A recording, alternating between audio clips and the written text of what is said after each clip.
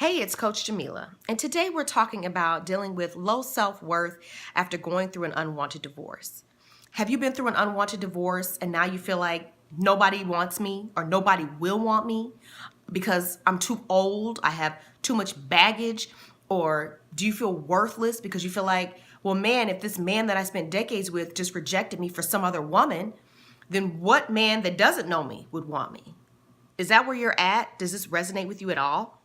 If it does, then I want you to stay tuned because I'm going to share 3 tips with you to help you improve your self-worth coming out of this unwanted divorce.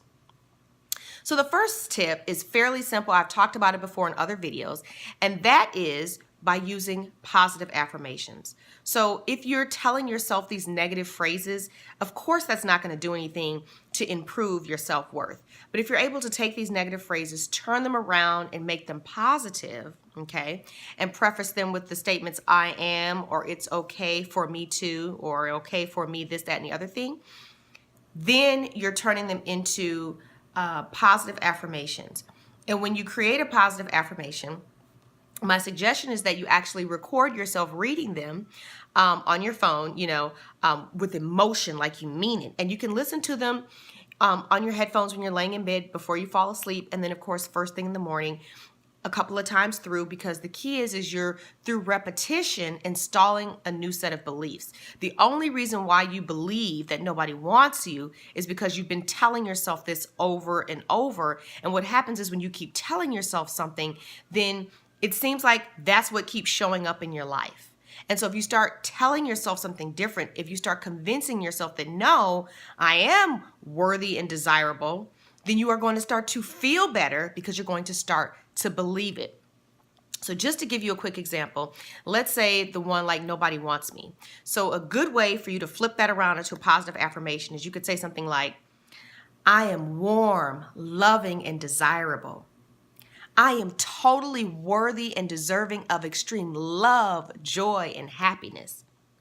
It's okay for me to attract and fall in love with a really good man. So that's just an example of what you could do. All right. Now, the second tip for improving your self-worth is to focus on your own personal development. Because when you focus on just deciding to become a better person or a better version of yourself, you start to feel better because you're letting go of and ridding yourself of traits and characteristics that you don't like about yourself. When you were in your previous marriage or even in your relationships with maybe family or friends, are you known for communicating in a style that's not attractive or abrasive or not something that you need to hang on to? It's something maybe you've been saying, oh, I'm working on that, or yeah, that's just me. Do you have a trait or a quality like that that you need to get rid of? Then focus on getting rid of it. Because when you do, and you become a better version of yourself, like we're using communication, when you learn now how to communicate with others in a more constructive way, then you're going to find that your relationships improve and you're going to start attracting new and better relationships, which of course are going to make you feel even better about yourself because you're going to have better people in your life because you yourself have decided to start becoming better and treating people better. Okay? Now, the third tip for improving your self-worth after going through an unwanted divorce is to set standards. Because no doubt, at some point, you're going to decide you want to be in a new relationship. Because if your divorce was unwanted, that means that being alone wasn't really on your agenda for the rest of your life. So at some point, you're going to want to be in a new relationship, probably get married again, and, live off the rest of your days with the love of your life. That's what we're hoping for, right? Well, then that means that you have to set some standards. It's very hard to set standards when you don't feel worthy and you're just happy that anybody is blowing in your ear or showing you any attention. And that's why it's so critical and important that you set a standard, because if you don't, then you'll be willing to accept anything. And so that's what a standard is you need to determine what it is you will and will not accept and what your absolute deal breakers are. And then you have to be uncompromising and refuse to lower your standards, okay? And we are talking about standards that pertain to qualities and characteristics of a new man in a new relationship. That's what we're talking about. But I say qualities and characteristics because someone may say, well, he could be a total jerk, but if he's making $1 million, I'm not going to date anybody, that's making less than $1 million a year. But he could be a really great guy. But I don't care if he's a jerk as long as he's making at least, that's stupid. You understand what I'm saying? We're talking about who he is as a person. That's what I'm talking about when I say setting your standards. Now, there's nothing wrong with setting a standard as far as you wanting a man that has his own money and is responsible. Nothing wrong with that at all. But first and foremost, you want him to be a good person, right? Because if he's a good person, he's going to be responsible. That kind of feeds into that, right? So, but those are the types of standards that you want to set. I'll give you some examples. Like, he knows how to talk to me. He does not yell. He does not belittle me, okay? He does not believe in having debt. He's a saver, okay? If your concern is about money.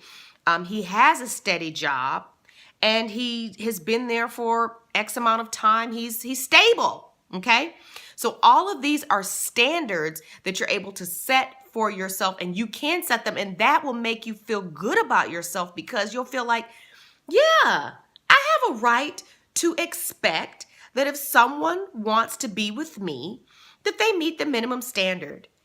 Don't colleges have standards that people have to meet to get in? Hello? So why shouldn't you have a standard that a man would have to meet in order to be in your life? You think he doesn't have standards too? That he's just going to accept any woman that comes along? Not only do you want to have standards, but you want a man that wants a woman that has standards and that he has standards too. Do you understand what I'm saying? And so it's important to set standards. So just to review, number one, you can improve your self-worth after an unwanted divorce by taking those negative things that you're saying about yourself and flipping them around and creating positive affirmations that through repetition you start to install new beliefs about yourself. That'll help you feel better. Second, you want to focus on your own personal development and really identify traits and characteristics about yourself that you really don't like, that you know you need to change. And now that you're no longer in a relationship, you can focus on yourself and make the change. And you're going to feel better about yourself as you rid yourself of these negative qualities. And then third, to make yourself, worth increases, you want to set standards that say, I am worth this standard. And I'm not going to accept anything less than this. I'm not going to accept anything less than what I consider to be my best, the best that I expect from myself. All right. So those are my 3 tips. Now, if you've been through an unwanted divorce and you've got to the point to where you want to be in a new relationship, but you're not really sure how to figure it out, you've got some fears, some self-doubt, you're still struggling with your self-worth, and you want some help, by all means, book a free 30-minute discovery and action call with me. On this call, we're going to get to the bottom or discover what's going on with you, what's those blocks are that's keeping you from being in a relationship, the relationship that you want.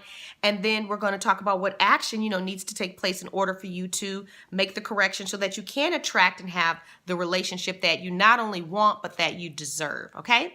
Now, also, you're welcome to join my free private Facebook group. It's Get Real and Heal Life After an Unwanted Divorce. And it's a community of women who've been through an unwanted divorce that, of course, are taking the steps to improve themselves to prepare for a new relationship. All right. So if you're watching this on YouTube, please be sure to subscribe and click the gray bell for the notifications of new videos. And also, if you're watching this on Facebook, please give it a thumbs up and click follow. And I look forward to seeing you here again. Thanks for watching.